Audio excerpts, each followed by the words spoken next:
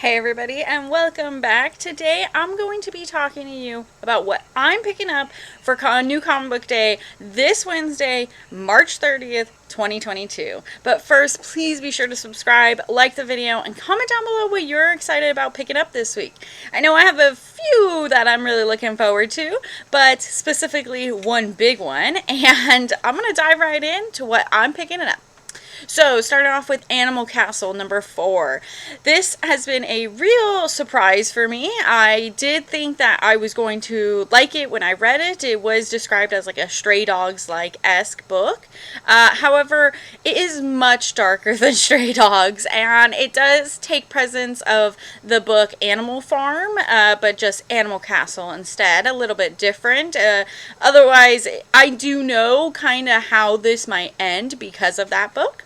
But this book, nonetheless, is still really, really great. Although you have very high stakes with the President Silvio being in charge and now on his most raging end yet. He wants to get revenge on all the people that have been destroying his city and making a mockery of himself. But Miss B, the cat, she won't have any of that in this issue. It seems like she's really going to full force and try to push that rebellion for the other animals to fight against the dogs and the bulls. So this one I'm hoping is a real much happier one. Hopefully not a lot of animals die. That's my hope. But I'm really looking forward to this. Also, Aquaman number 2 releases this week. It's gorgeous Black Manta variant cover that I absolutely love. However, this issue in particular, I'm very excited because the end of the last issue kind of leaves off with a pretty big cliffhanger. So, I'm really looking forward to seeing how that ties up. Also, what is Orm really up to? I'm interested to see his situation in all this because you don't tend to know what really he has up his sleeve. So, really looking forward to Aquaman. I'm hoping that Chuck Brown and Brandon Thomas do a fantastic job on this run because I am a huge Aquaman Mara fan, so I can't wait. Also picking up Astro City, That Was Then special. This is a one-shot written by Kurt Busiek, and if you really liked Astro City, you're gonna probably want to pick this up. For me in particular, I honestly have never read Astro City. I've always wanted to. It's always piqued my interest, but I am going to be picking up this special because I absolutely love the covers to these. These have a homage covers, or I guess not even really homage, just a blend of Astro City with really famous image titles with their specific artists doing the covers. So I really like that. There's a Radiant Black one, there's a Chew, there's a Savage Dragon, but the one I'm probably going to pick up is the Wicked and Divine one. I really loved that series, so when I saw this cover, I was like, oh, I really got to try this out. It not only will give me that taste of what Astro City is like, but it'll also, tease my collection for Wicked and Divine. And this one definitely seems like it is going to talk more about the past of Astro City and not necessarily the future. So I might not understand some of these, but I am really excited to dive into this world. Now, probably my pick of the week this week is going to be Batman Beyond the White Knight number 1. I am a huge White Knight fan. I think Sean Murphy does an incredible job at writing and drawing. And to me, White Knight is probably the best Batman run. I'm gonna say that. It's definitely my favorite Batman run of any Batman that I've read, and I've read tons of Batman, so to me, the White Knight is something very different. It's very secluded. It's very its own thing. And that means so much in a big world like DC or Marvel. It allows that comic to shine. It allows that comic to be its own written world, universe, anything it really wants to be. And this one in particular really allowed to have Batman and the Joker's relationship be what I always wanted to be. And now that we've expanded on that more and more, we've seen how Dick has grown, and we've seen what happened with Harley, and she has now twins and her hyenas. You know, we've seen a lot. This one seems like it's going to go 10 years past that, and I'm very excited because I love Terry McGinnis, Batman Beyond, and it looks like he will be brought into this world as well. But not only that, you will be getting Red Hood, we'll be getting a brand new version of Dick as the Commissioner, and I'm just really looking forward to seeing how all this will wrap up inside this White Knight universe, because I love this world and I can't wait to read this. Also picking up Dark Ages number 6. This is the last one of the Dark Ages series and probably the last Tom Taylor comic on Marvel, unfortunately. He is signed exclusively with DC now, so this might be it for him on the Marvel side, but I'm very looking forward to seeing how this ends. It has been a fun ride, and I've really enjoyed that, especially the way Apocalypse has been seen in this dark light, in this manner. He's really seen as much more of a villain, and I very much enjoy that, because in the X-Men titles, unfortunately, he hasn't really been seen as a villain. Everyone is kind of just seen as like a flat line. They're all like either good and bad, and no one's good and no one's bad, and it's kind of not my style at the moment, but him in this is absolutely terrifying, and I'm really excited to see how our heroes will be able to save the day and bring back the light. I'm also picking up Darkstalkers Morgan number 1. Now, for me, I've always had a thing for these Darkstalker games. I think they're very fun, and Morgan has always been one of my favorites. She's just this sultry succubus queen of this world, and she's getting this one shot, which just seems like really fun. It's not necessarily something that I'm really hyped for. It's just something that I'm really interested in reading. It's a sexy lady comic, so I mean, why not? Also picking up DC vs. Vampires number 6. This is written by James Tynion and Matthew Rosenberg, and Otto Schmidt is the artist. He's been doing a really great job, in my opinion. I think he balances a nice line between these vampires that are, you know, kind of scary, but still have this superhero-esque feel to it, and I've really been digging it. So this one in particular seems like Batman's gonna get that upper hand on these vampires, and I'm excited to see how Batman is going to really resolve this resolution here. I'm really starting to see maybe more of a climactic point, since we are now going to be halfway through, so hopefully we'll be seeing how this plays out.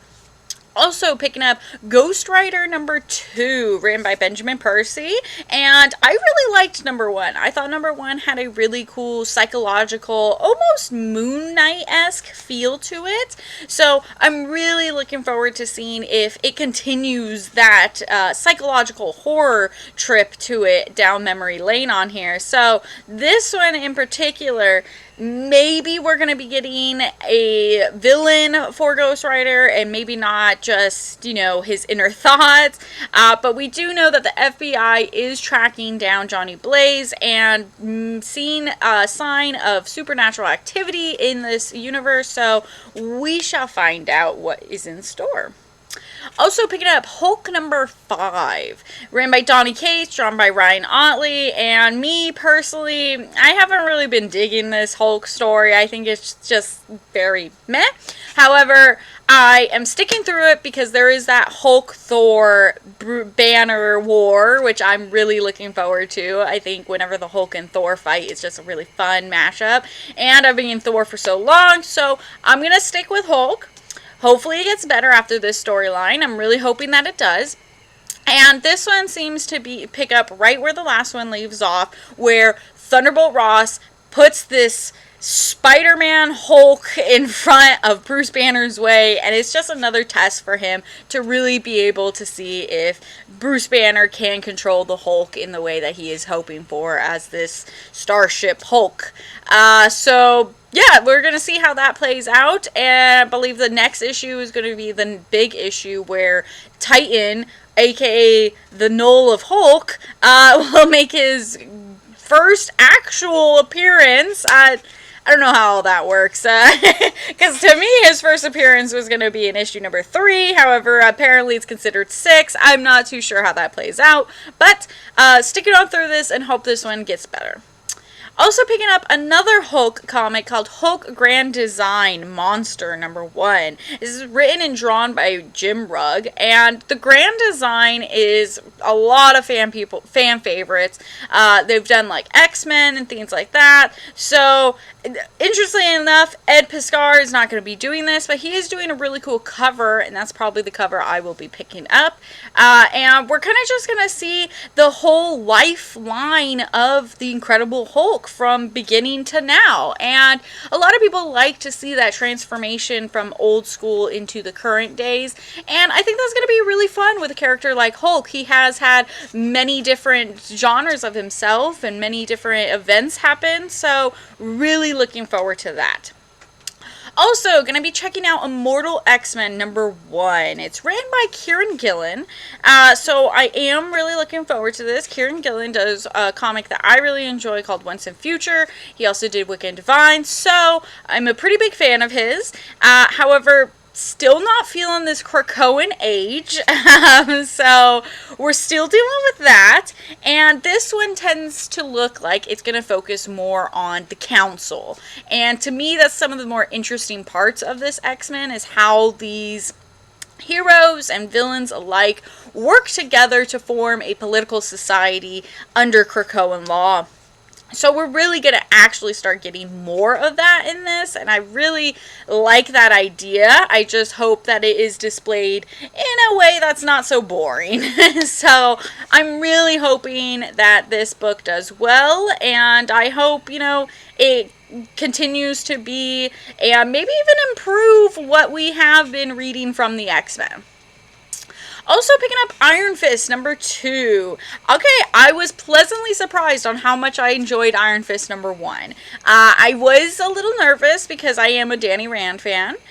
So I was a little nervous seeing somebody else in the Iron Fist form in the ways. But they did it in such a way that felt natural. It felt like a good reason why Swordmaster is, in fact, the new Iron Fist. And I really like that. Now we're probably going to see how he has, really dived into the Kung Lao lore, and now he's like living there. He got transported at the end of the last one, so maybe we're even going to see the past Iron Fist in this issue, and maybe learn how the Iron Fist has been transferred from mantle to mantle, and that really piques my interest. So I'm really hoping for this one to continue to be good. I really like the action quite a bit, so yeah, I really like the cover B on this one as well. Also picking up Newburn #5. This is written by Chip Zdarsky and drawn by Jacob Phillips. This is a very crime noir comic. I've really been interested just because, I really like Chip Zdarsky and Jacob Phillips. So it hasn't been my favorite. It has been a little not... how would you say it? Most comics tend to go like this and then go upwards. This one I feel it's a little slower than going like that, but I like that because not all comics need to have a big climactic fight, crazy adventure monster. Some stories just tend to play like everyday life, and not every day is super exciting. So I do like that, but we are still getting, a resolution for this comic. I'm also picking up Radiant Black #13. I've really been enjoying the Radiant Black universe, and this is no exception. Radiant Black #13 comes out, and it looks like it's really going to start emphasizing on its supervillains, and I think that's a really fun idea. We've had a lot of backstory on our hero. Let's now get into what could be, the biggest driving force for Radiant Black, and I'm really looking forward to seeing what kind of villains appear in this world and how they form and things like that, because in this world nothing is just clear cut. It's not just black and white. It's definitely a bunch of shades. Radiant Red was visually seen as a villain at first, and now she is seen as a hero. So where does this line fit in? We're definitely going to find out more in this issue. Also picking up Righteous Thirst for Vengeance, number 6. This is a Rick Remender book, and I've really been enjoying this. I think this story has a really cool concept to it with very little dialogue, and to me that is very interesting, and I really enjoy that. I like how pulse-shattering the violence can be, but the subtlety of no words is very thrilling and suspenseful, and I find that very, very interesting, and I can't wait to see how this story is going to play out in the long run. Also picking up Rogue Sun number 2, another Radiant Black Universe comic. Rogue Sun, though, tends to be a little more of a family dynamic. His father passed away, and he gave the mantle to him. However, he does not see his father in a very bright view. And in this issue, I'm assuming we're going to find out more on how the son, Dylan, will find a way to be able to connect with his late father and how he can really embrace his powers and truly become this superhero that everyone kind of wants him to be. So I'm really looking forward to this. Tons of great comics this week. I mean, it's one after another that I'm really excited to read. We're also picking up Shadow War Alpha number 1. It is a one-shot, but it starts off this brand new event that will be tying into Deathstroke Inc., Robin, and the main story Batman. And it's written by Joshua Williamson, drawn by Victor Bogdanovic. And this is all about Deathstroke assassinating Ra's al Ghul. And with the consequences of that, Talia al Ghul sends army and to get revenge on Deathstroke to essentially hunt him down and kill him. But, Batman and Robin aren't going to let that happen, especially because, Robin's really getting that more redeeming quality to him. He's really starting to peek up and see the hero and how he doesn't necessarily want to have, the views of his mother influence him any longer. So, really, really excited to see how this creates some waves in the DC universe. Also, the big return of Something's Killing the Children, number 21. We're going to be in a brand new story arc. This one seems to be years after where number 15 takes place. So, after Erica has already saved the people of Archer's Peak, she now is going to go find another monster, someone more terrifying than she's ever heard of, a new monster that she doesn't even know what to call. And unfortunately, she's broken ties with the House of Slaughter. So, are they going to be coming after her? Are they going to be killing her? They aren't necessarily the forgiving type. So, is Erica in trouble here? Or is the House of Slaughter in trouble? Erica could slaughter them all, we have no idea what is about to happen, what is in store, and for me, this is where the story really picks up, in my opinion. This is where the story's really gonna start to incline. This is where we're gonna start to really get some huge drama and maybe some very bombshell experiences, so I am super looking forward to this. I also really like the Jenny Frison die cut variants where you'll be able to remove the mask and see a new image. And I just think that's really, really cool and interesting. I'm definitely going to be picking those up. So can't wait to read this one. Also, Step by Bloody Step number 2 releases this week. It's written by Cy Superior and drawn by Mateus Bergera. I loved the first issue. If you haven't gotten a chance, watch my recommended reads. This made it, and honestly, I'm excited to see more about this Titan and why the Titan is looking after the child. I don't really want to spoil too much if you haven't read issue number 1, but we're really gonna find out how this works and how this is going to lead to maybe a civilization, and will that civilization create its war? Are we creating history within this storyline? And I absolutely love that this comic is absolutely textless. I think that's a very unique factor that it has, and it has piqued a lot of interests of people. I have sold quite a bit of this book to, people I never even really recognized, and they seemed very, very interested in it. So really happy that that is returned. Also, speaking of returning, Swamp Thing number 11 comes back, and by popular demand, Swamp Thing got an additional 6 issues. So I'm really looking forward to this. This is seen as like a season 2 for Swamp Thing. Ram V is back, and same with Mike Perkins, and I'm really looking forward to this Swamp Thing. I think Swamp Thing is one of those underrated characters for me that I just secretly really love his comics whenever they come out, and this is no different. This one's really going to show the battle between Levi and his brother Jacob and what leads to the events of Swamp Thing. So really looking forward to this, and I can't wait to see what the Ram V really has in store for us. Also, TMNT Ongoing number 127. It's written by Sophie Campbell, and I've really been enjoying her run on TMNT since the beginning. I think she does a fantastic job.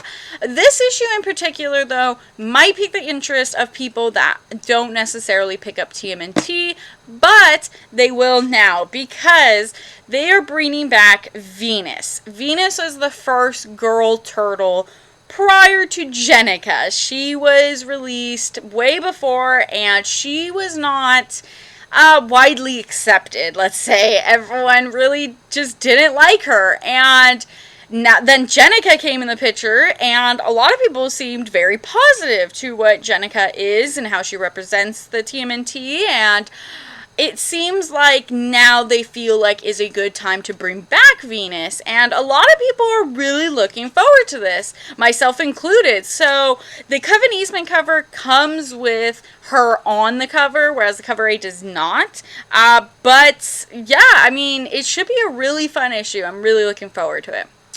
Also picking up Vampirella Dracula Unholy number 4. This is written by Christopher Priest, and it really talks about the dynamic between Vampirella and her love interest Dracula. Well, we don't necessarily know if he's Dracula yet or if he will become Dracula, but she's willing to risk it all for the love of her life, and she's willing to save him even if he is Dracula. So we're really coming up to the end here. I believe it ends on issue number 6, and I'm really looking forward to that climactic battle. Vampirella is just a really fun comic for me, so I just love picking her up, and I love the covers as well. Last but not least, I will be picking up Excellent number 2, written by Peter Milligan, drawn by Mike Aldred and Laura Aldred, and for me, this comic is another just really fun issue.